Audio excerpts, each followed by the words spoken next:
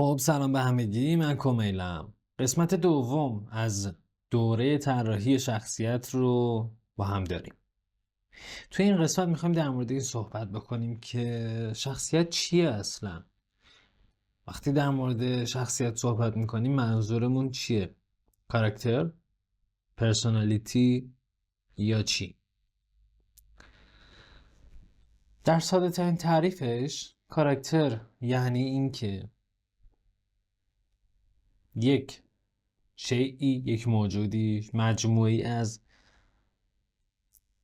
کنش ها و واکنش ها داشته باشه. همینطور که ما داریم، هممون داریم، همه آدما دارن کنش ها و واکنش ها، ریاکت و اکت. یه اتفاقی میفته، ما نسبت به اون مسئله ریاکت میدیم، واکنش نشون میدیم. پس این بخشی از شخصیت ما. به اون شکلی که ما بخوایم واکنش نشون بدیم یا به اون طریقی که ما واکنش نشون میدیم شخصیت ما تعریف میشه. یه کسی یه جور دیگه واکنششون میده، ما یه جور دیگه، اون یکی یه جور دیگه و اینا شخصیت رو میسازن. پس تعریف سادهش اینه که کنش ها و واکنش ها، مجموعه رفتارها و واکنش ها میشه شخصیت. بیایم از چت جی پی تی بپرسیم که ببینیم چی میگه. خب خیلیاتون میگین که اگر هوش مصنوعی اومده خب پس یه چیزی مثل کاراکتر دیزاین عملا جای طراحا رو میگیره. ببینید کلا شخصیت پردازی یا طراحی کاراکتر یه کاریه که شما وقتی واردش میشی یه بخشی از پروژه رو داری. یعنی مثلا اگر یه کار سینمایی بخوای کار بکنی 2 ماه، 3 ماه، 4 ماه، یه بخش محدودی از پروژه، زمان پروژه رو داری. پس چه هوش مصنوعی باشه چه نباشه در هر صورت کار ما محدوده. به عنوان طراحی شخصیت زمان کمی از پروژه رو داریم. اگر مثلا استوری بورد باشه بخش تقریبا 90% پروژه رو شما هستید داخلش، یا کارگردان که همیشه هست، اما طراحی شخصیت یه بخشی از پروژه است. بر همین چه اینجا چه اونور کسی که طراحی شخصیت کار میکنه رقابت به شدت براش زیاده و اگر دقت بکنید در تمام کشورهای دنیا علل خصوص آمریکا استودیوهای بزرگ طراحهای اصلیشون چند دهه باشون کار میکنن. مثل کی؟ مثل گلنکین، جین کیم و نیکولاس مارلت. دیگه کی بود اونی که How to Train Your Dragon کار کرده بود؟ الان اسمش یادم نمیاد، تو ویدیو میذارم.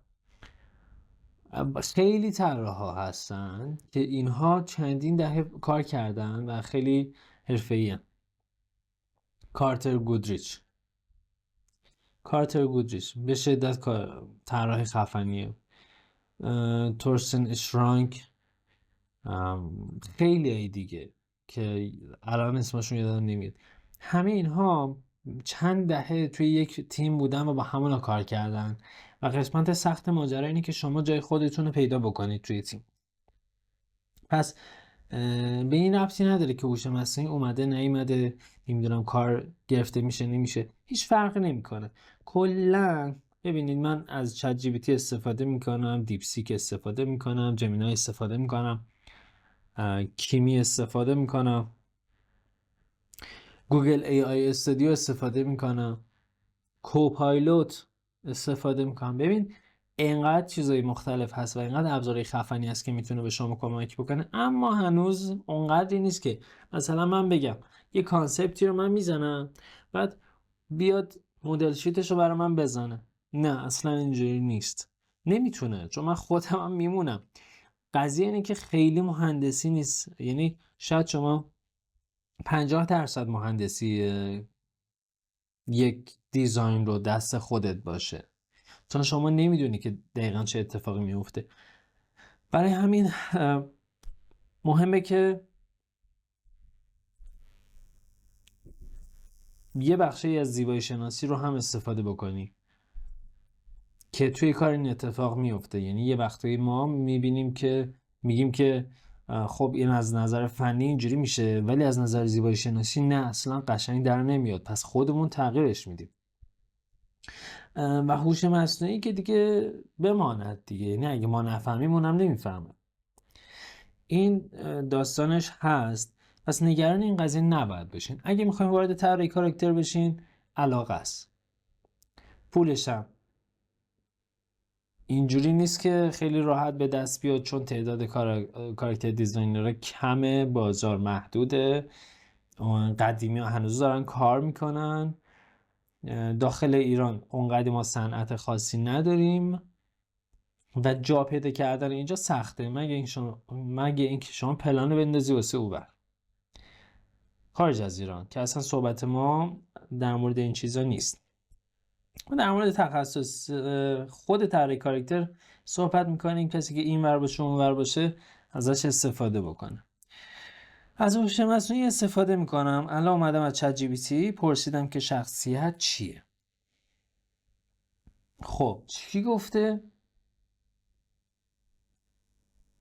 چقدر عجیب.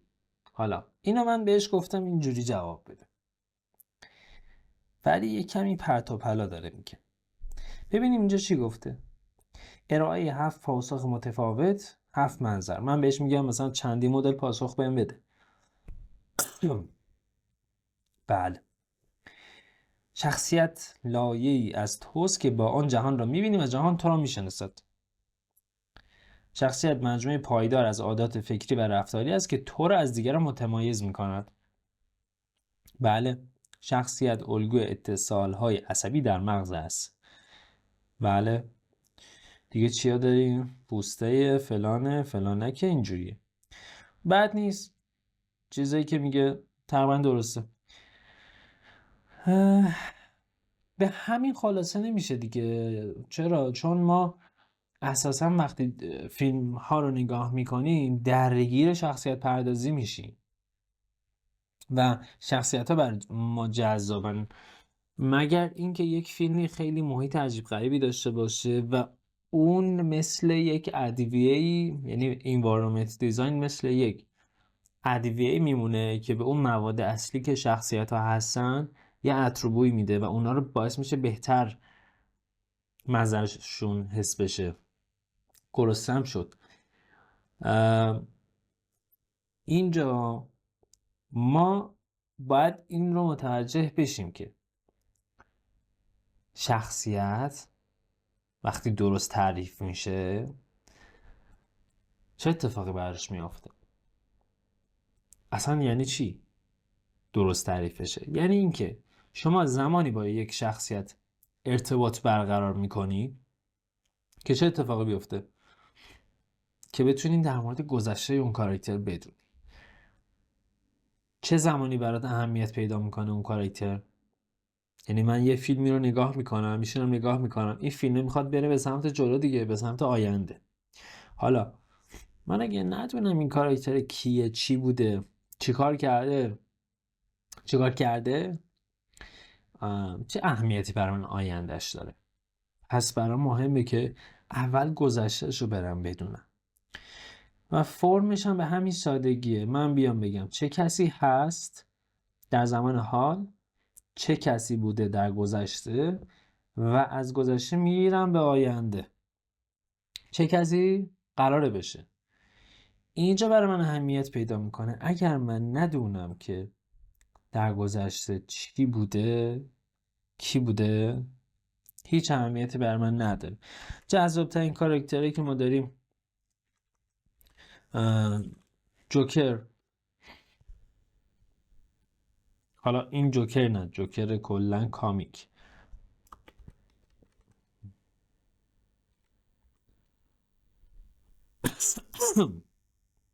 بله.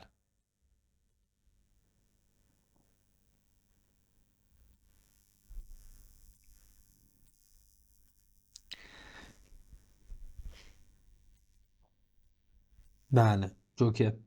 جوکر چرا برای من اهمیت داره؟ چرا اینقدر شخصیت جذاب؟ برای من نه ها، ولی برای مخاطباش اینقدر جذابه. یکی اینکه کلا دیوونه بازی کلا کار جذابیه. خلوز باشه، کلا آدمی که م، خیلی آروم و اینجوری باشه خیلی جذاب نیست. یه کمی خلبازی بکنه، دیوونه بازی بکنه. اون چرا اینجوریه؟ چرا؟ اینا بخش از تعریف شخصیت دیگه. اه، برای که حس آزاد بودن میده. میدونی؟ یعنی هی کارهای عجیب غریب بکنه و پایبند به هیچ قانون و قاعده هم نیست. نه اینکه هیچی نباشه ها، بازم یک قواعدی، یه چیزی برای خودش داره. اگه نداشته باشه از اون جذابیت میفته. یک سری محدودیت هایی داره، یه سری چیزا نمیذاره که از یه حدی فراتر بره که همه دارن. یعنی جوکر هم با تمام اون دیوونه بازیاش بازم یه سری حد و مرزی برای خودش داره و در مقابلش بتمن همینطور که اینا مقابل هم قرار میگیرن.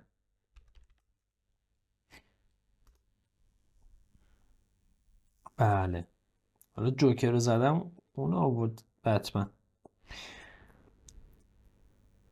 بله، بتمن هم همینطور جذابیت داره. به خاطر چی؟ به خاطر گذشته‌ای که داره. پس من برام مهمه که گذشته شخصیتم چی بوده، چرا تبدیل به اینی که هست شده. هم؟ حالا نکته جالبش اینه که جلوتر وقتی بریم دقیق تر میپردازیم که چرا جوکر و بتمن اینقدر جذابه. حالا اینجا اومده، اینا هم که تعریف شخصیتمونن. به همین سادگی. پس من اول بدونم شخصیت چیه و تعریفش چیه. به همین سادگی. اگه ویدیو براتون مفید بوده لایک بکنید و کانال رو دنبال کنید و تا توی ویدیوی بعدی بریم در مورد چیزای جذابتر صحبت بکنیم. مرسی که تا اینجا با من بودیم.